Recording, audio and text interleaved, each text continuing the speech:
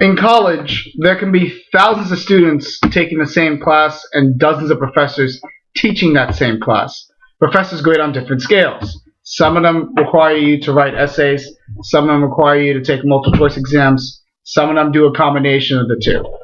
But a student doesn't necessarily know what a professor wants until they enter that class. Now, let's say there are two students who are taking the same class, but they're taking it with different professors.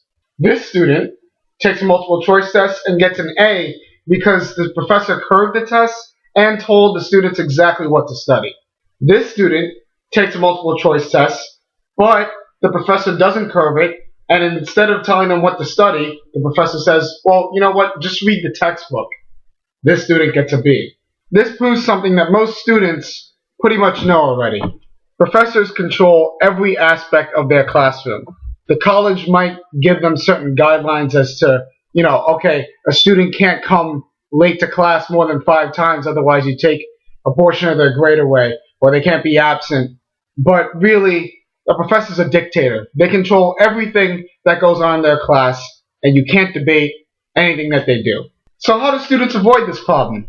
They go to sites like ratemyprofessor.com and they see what other students say about the professor before they actually take them. Now, most people look at what I've said so far and say, well, great, we know that we're being graded unfairly. What's your point? I'll tell you the point of this episode. The point of this episode is to look at this situation and to say, well, if we already know that we're being graded unfairly, why are we still letting this happen?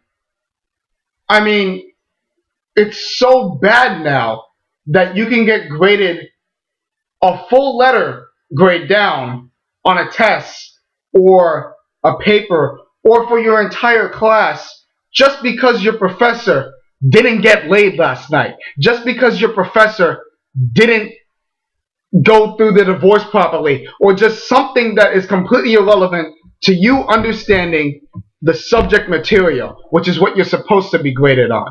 I get that in a system that's so big, if you go to a big university, that people will fall through the cracks. Not every single person can be attended to, fully and to the best extent that, that can be.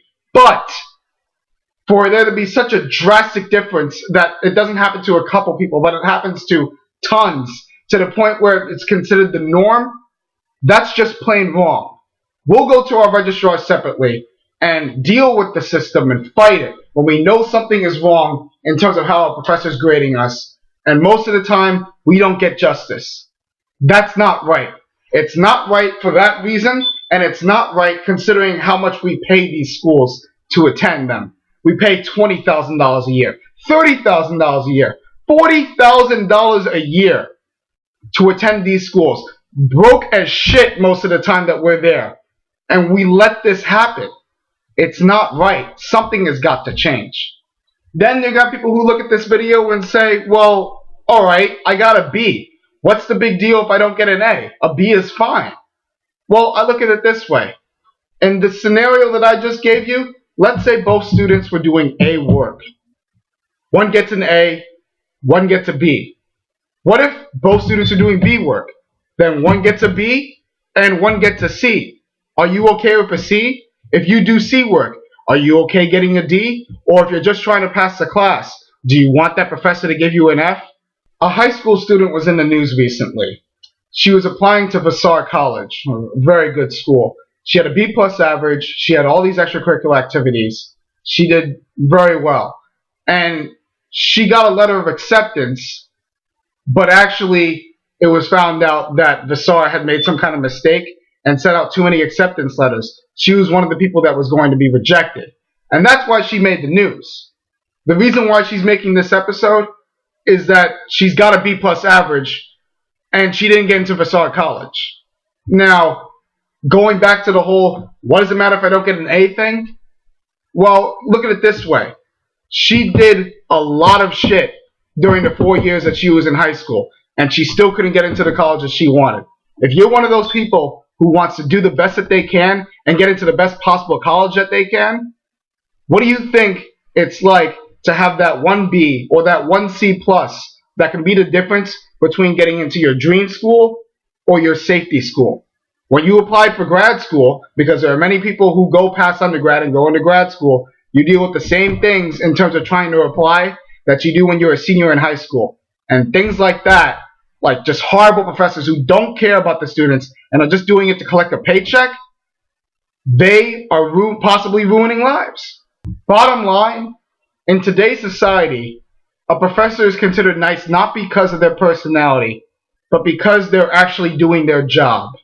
It is the job of the professor to make sure that students understand what they need to know in terms of getting past the class, getting good grades on tests, getting good grades overall. Yet in today's case, few actually do. What most students actually have to do is go through a 4-month guessing game as to figuring out exactly what they're supposed to know, and at the end get a letter grade that most of the time doesn't really show whether or not they've learned any of the material that they were supposed to cover in that class. My suggestion: find other students who have had problems with professors either in the past that you've had or professors that you're taking now and you're having problems with. And go to your college, either your registrar or some kind of representative that will listen to you. Go as a group and demand justice. Demand to be graded fairly. Demand things. Because colleges don't listen to one person. They'll only listen if we have numbers.